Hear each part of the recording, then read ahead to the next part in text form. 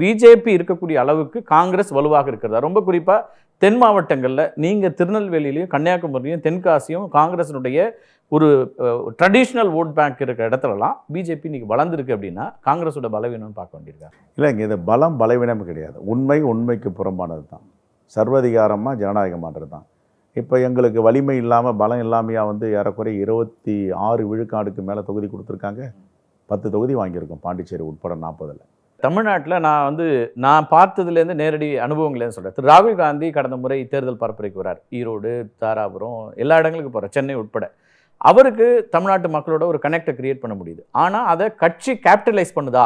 அந்த இடத்துல அது கட்சி இருக்கா? கடந்த கால அனுபவத்தை சொல்கிறேன். இப்போ அதுக்கான என்ன முயற்சிகளை நீங்கள் மேற்கொள்கிறீங்க? உங்கள் தலைவர்கள் வர்றாங்க, அவங்களுக்கு ஒரு ஈர்ப்பு இருக்குது, நீங்களே சொல்கிறீங்க 73% இங்கே ஆதரிக்கிறாங்கன்னா அந்த ஆதரவை கட்சிக்கான ஆதரவாக மாற்றுற இடத்துல கட்சி இருக்கான்னு கேட்குறேன். இல்லை, எனக்கும் நீங்கள் சொல்கிற ஆதங்கத்தில் ஒரு உண்மை தெரியுது. நான் ஒத்துக்கொள்கிறேன். என்ன ஒப்புக்கொள்கிறேன்னா, கடுமையாக 24 மணி நேரமும் ராகுல் காந்தி உழைக்கிறார்.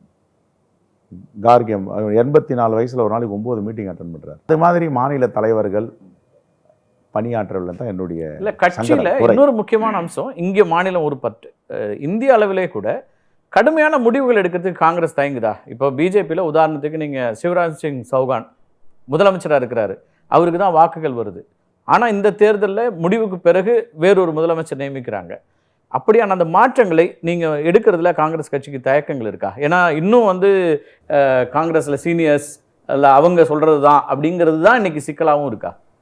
இப்போது நீங்கள் கேட்குறது நானே உங்களுக்கே விடை தெரியும் அதுக்கு. இப்போ என்னை போன்றவர்கள் தமிழ்நாடு காங்கிரஸ் கமிட்டி தலைவராக ஆக முடியுமா? ஸோ அந்த மாற்றம் தொடங்கி இருக்குன்றீங்க. இந்த கட்டமைப்பில் நீங்கள் சொல்கிற மாதிரி எவ்வளோ டால் லீடர்ஸ், ரொம்ப வலிமையான தலைவர்களாக இருக்காங்க.